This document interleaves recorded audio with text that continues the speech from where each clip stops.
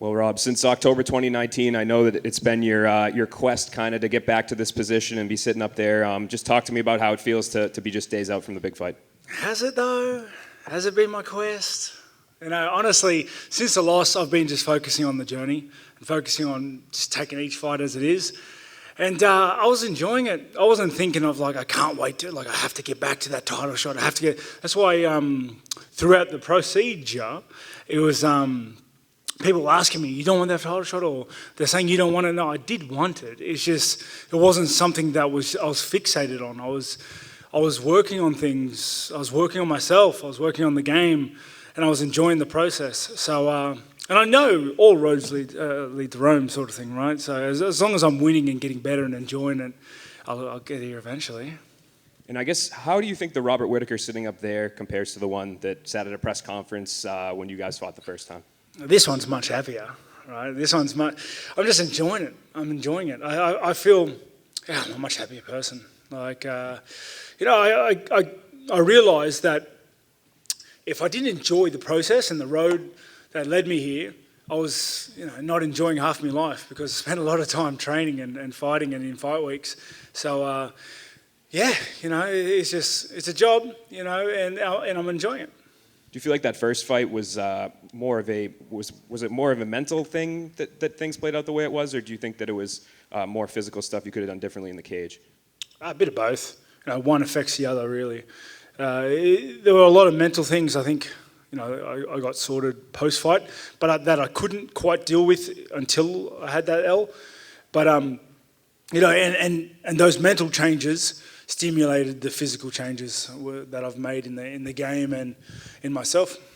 I guess when you watch that fight back, I mean, what sticks out to you? Is there something specific like, I can change this going forward? And was there some big takeaway that you felt like went really wrong? Yeah, probably keep my hands up a little higher. I don't know. There's too many. There's too many. It's one of those things that I could sit there and dissect it forever, but at the end of the day, all I can try and do is just get better holistically and try to just go into this fight and give it another dig. And you keep talking about positivity and the mental change that came with that loss. I guess what was the biggest thing for you? Did you work with somebody, kind of a sports psychologist? Was it just some sort of deep dig within yourself to kind of come to that realization? Yeah, well, straight fortunately, I'm a bit of a thinker. Sometimes, unfortunately, because I think too much. But after that loss, like everyone knows, I took a step to the side of the game and focused on myself. I did speak to a sports psychologist and would just, I don't know, just ask the questions. And last one from me, kind of being here in Houston versus back home where, it was maybe more of a localized deal. Is this, do you feel like there's a little bit less pressure? Do you like kind of it being more of a business trip maybe, so to speak? I think the pressure was self-imposed. I don't think the location played as much of a role as people think it did because I'm much more equipped to deal with all those sort of things. I think back home I was putting that sort of pressure on myself and those expectations on myself, and that was the biggest thing, resulting in a lot of pressure. Robert here. A lot of what you're saying sounds like what Brian Ortega was saying when he fought on Fight Island. He said, and he remembers a specific moment after he lost to Max Holloway. It was on the gurney going to the hospital is when he had this bolt of lightning hit him that he needed to make changes in his life. Was there a moment like that for you where it just all hit you like, I need to make these changes in life and take a step back? No, it wasn't. Beeping going. I didn't understand that. Sorry. I don't know why that went off. Yeah, no, it wasn't a bolt of lightning. After the fight, I was just burnt out. I just didn't want to get back in the gym, and if you don't go in the gym, you're not going to be fighting very long. So I guess that was, I kind of recognised the signs. I didn't want to jump back in the gym. I wasn't enjoying the game, and I had to sort that out because I wasn't going to drag my feet. This game is too dangerous. This game takes too much out of you to go at it like that. So I had to work it out. Now, I watched the interview you gave with Mike Heck, and you used the phrase you had to come to grips with what the title meant when you had it. Can you elaborate on what you meant by that? I don't know. I don't remember saying that. So when was this? I think last week you gave the interview. You were just talking about like you felt unsatisfied in this time moving forward. When you do get the belt, it will be different because last time you had to like come to. You were talking about how you had to like rise up the ranks and you enjoyed that process, but once you got the title, you kind of had to come to grips with what that meant. Okay, yeah. It was kind of working out my drives. So I like video games a lot, and I really enjoy progression, and it sits really well with me. You know, being 8 and then fighting 7 and moving to 6. Like, I don't know, I like that little dynamic, whatever it is.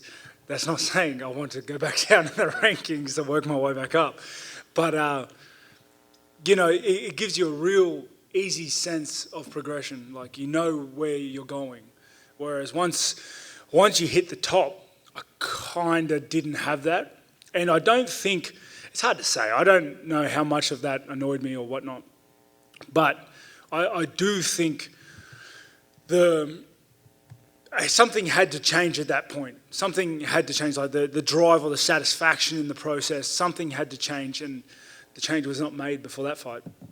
Finally, did we see it was your daughter's birthday on Embedded? You were like FaceTiming someone? Yeah, it was her birthday, so. She enjoy it?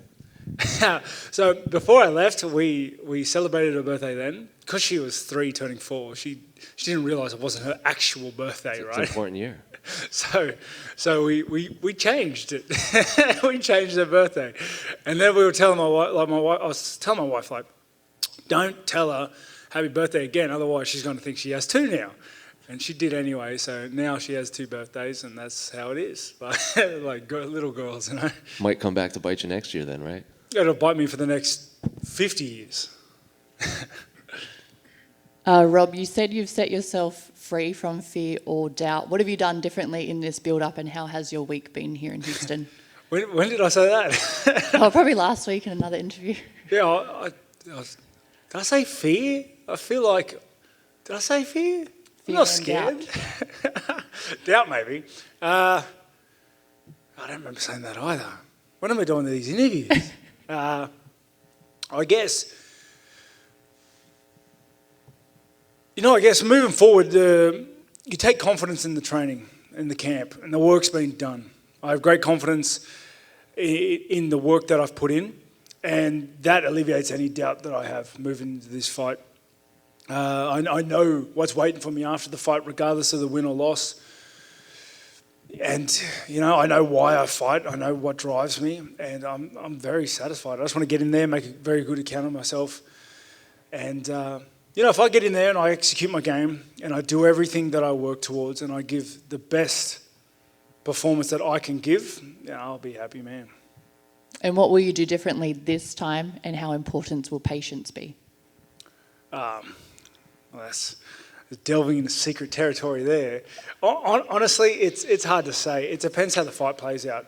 Who knows? Because a fight is so dynamic. He's trying to actively stop whatever it is I'm working on, and I'm doing the same. You know, and we're both trying to execute our own game plans. I guess I'd like to hit him a lot. If I can get him on his back, that'd be a good thing as well. But we'll see how the fight goes. Hi, Rob, over here. We know that you're a big fan of video games. You were a voice companion in Skyrim. Yeah. You're a big Fallout fan as well. When can we see you in the world of Fallout? I have to wait for someone to make a mod of me in that one. Yeah, it was unbelievable to become a character in a game that I spent so much time on. Even this week, I've jumped back into an adventure just to fool around in.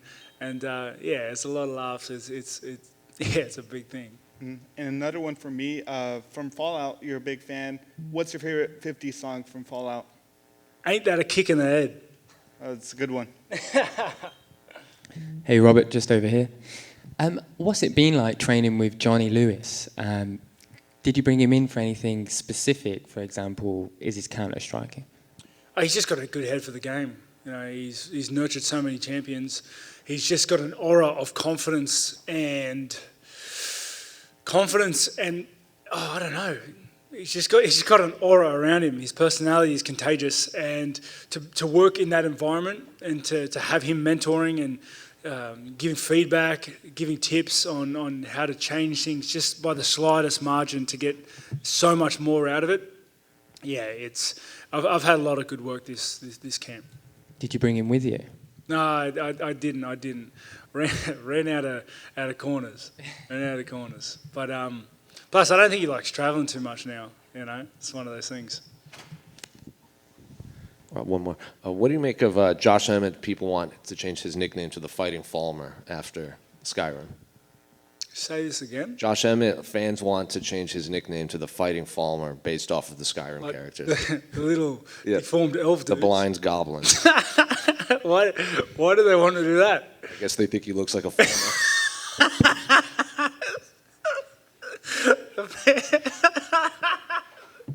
Fans are ruthless, aren't they? They seem to appreciate it. It's like people on Reddit want him to change Yeah, it. I'm happy I got called Bobby Knuckles, right? Rob, That is good. Rob, Izzy said that this week that in his last 2 fights he got bored with Vittori and Jan. Do you think there's any chance he gets bored against you on the weekend? I hope not. It's like, if he does, I'm doing things wrong. That's a very easy thing to say, though, isn't it? Yeah. And can I ask, there's been a lot of talk about the improvements that you've made, since the 2 of you last fight. But given that you've spoken about, everything you were going through and the burnout and stuff like that, do you feel like the gap between the 2 of you, or the difference between the 2 of you as fighters, has always been a lot closer, perhaps, than what that first fight suggests? Perhaps. It's one of those things. I'm not taking anything away from his win. He beat me quite handedly. It's one of those things that I think as a fighter who loses, you always feel like you can do better. And that was especially present in that fight. I felt like I could do better. And I feel, like I said before, I said that if I get in there and give a good account of myself and give my best performance, I'll leave happy. And I feel like I did not do that in that fight. And I think our skill levels are much closer than that first fight dictated, but I don't know. I lost, so I can't really comment too much on it. Maybe they're not. I guess we'll wait for this second fight to find out. But one thing I do know, though, is I've worked my absolute butt off to get here and to get in there and to give them a much, much better showing than the first one. Are you happier that it's taken, because it's obviously taken a while for you to get the rematch? Are you happier than say if you hadn't have tried to take that break perhaps and tried to have a rematch quicker, or push to fight him again quicker? I couldn't fight him I couldn't rematch him straight away. I had too many things to work on, and more so just personally, I had things to work on, and that took precedence over everything. I left the game for a bit, so that took precedence. But I guess I haven't. If I could go back in time, I wouldn't plan this amount of time before the title shot.